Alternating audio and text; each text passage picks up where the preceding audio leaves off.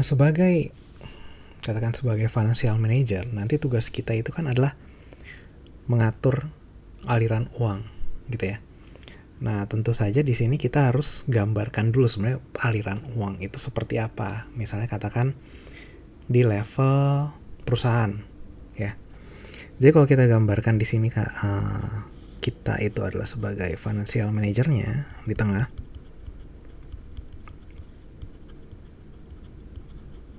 Ya kan? Maka di sini ada 3 pihak. Yang pertama di sini adalah perusahaannya, ya. Di sini kita bilangnya itu investor. Ya, investornya ini bisa individu, bisa institusional, ya kan? Nah, akan ada aliran uang antara pihak-pihak ini. Jadi yang pertama di sini, aliran pertama ya kita bilang ini cash dari investor. Biasanya diperoleh oleh perusahaan dengan cara dia menjual aset finansial, misalnya, ya. Nah, yang kedua itu aliran dari sini financial manager ke corporate. Nah, ini karena di sini kan sebenarnya mereka ini satu perusahaan ya, jadi kita bilang ini financial manager yang di sini ini adalah operational, ya. Untuk maksudnya ini one company nih, financial manager dan corporate. Jadi ini adalah satu perusahaan. Ya, ini bagian finansialnya nih, operasionalnya. Nah, ini aliran kedua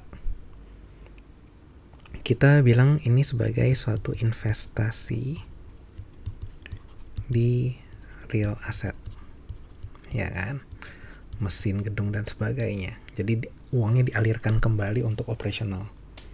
Sementara nanti di operasional itu, ya kan, akan ada cash revenue. Jadi cash generated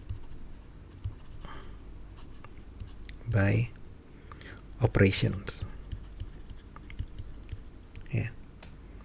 Nah, nanti dari revenue ini akan ada, jadi ini ketiga, ada juga sebagian yang akan diinvestasikan kembali, ya kan? Jadi balikin, diputar balik gitu ya.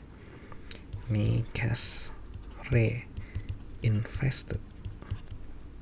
Dan aliran terakhir kelima adalah aliran yang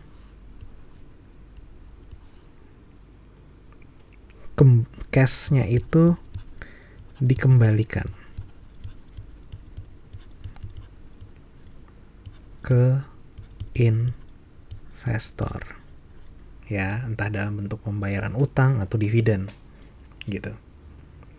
Jadi kalau ini seperti badan, ini aliran cashnya ini adalah darah, aliran darahnya gitu ya, lifeblood of company kalau orang bilang. Jadi cash flow ini equal dengan lifeblood, ya, aliran darah dari suatu perusahaan yang harus kita analisa. Nah, 2 dan 3, ya kan. Jadi ini related. Jadi kalau kita bicara decision dari corporate financial, 2 dan 3 ini related dengan yang kita suka sebut real investment. Ya. Sementara 1 dan 4 ini kita bicara finance.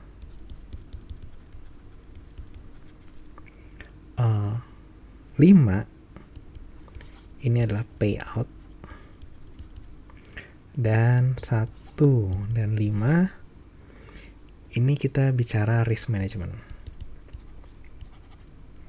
Risk management ya. Jadi risk management kita bicara soal bagaimana uang yang kita dapat dari investor dan bagaimana kita mengembalikannya. Nah, objektif kita sebagai financial manager itu adalah memaksimalkan shareholder value.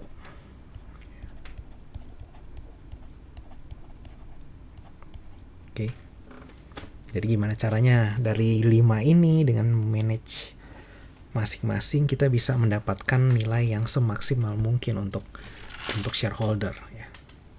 Nah, sebenarnya diagram ini nih bisa diterapkan di even bagi Anda yang bukan menjadi pemilik perusahaan atau bukan financial manager perusahaan, tapi termasuk ke dalam rumah tangga kita masing-masing.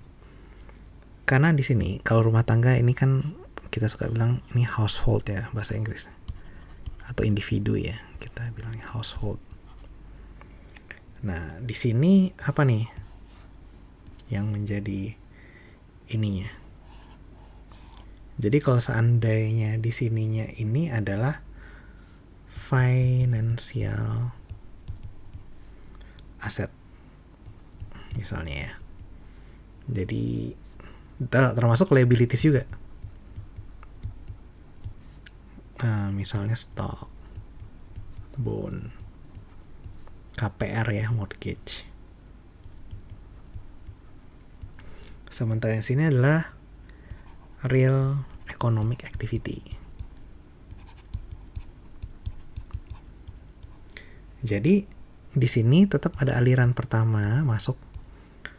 Aliran pertama itu yang kita bilang cash dari financial institution, ya kan? Entah dari minjem atau kita dapat dari bonds gitu ya, bunganya. Yang kedua, gimana uang yang kita peroleh kita investasikan di real asset. Jadi Anda beli rumah, mobil,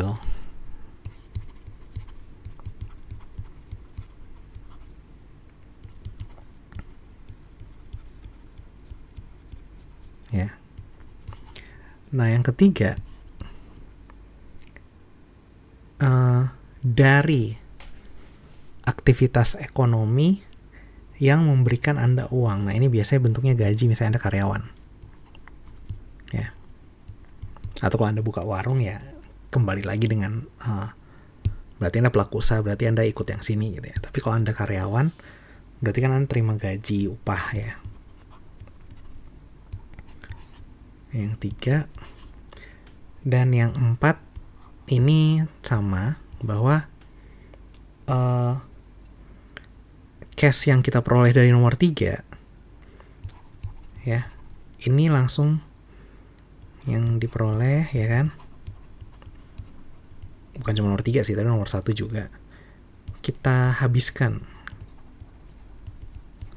atau kita konsumsi, misalnya buat belanja barang, atau ya kita pakai buat beli rumah, beli mobil gitu ya, reinvested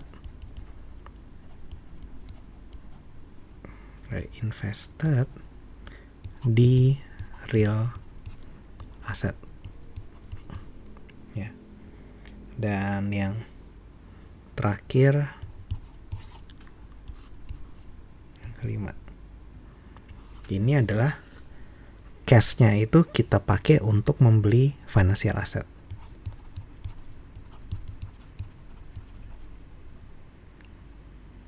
Untuk membeli financial asset. Oke, jadi sama kayak tadi.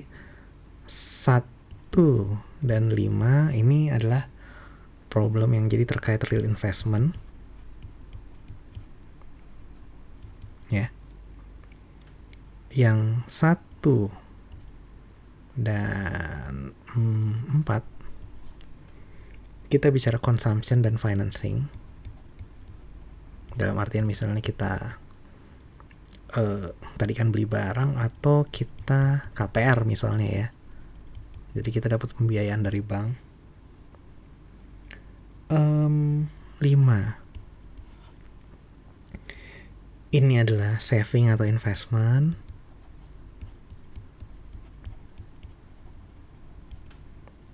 Dan 1 dan 5 adalah risk management.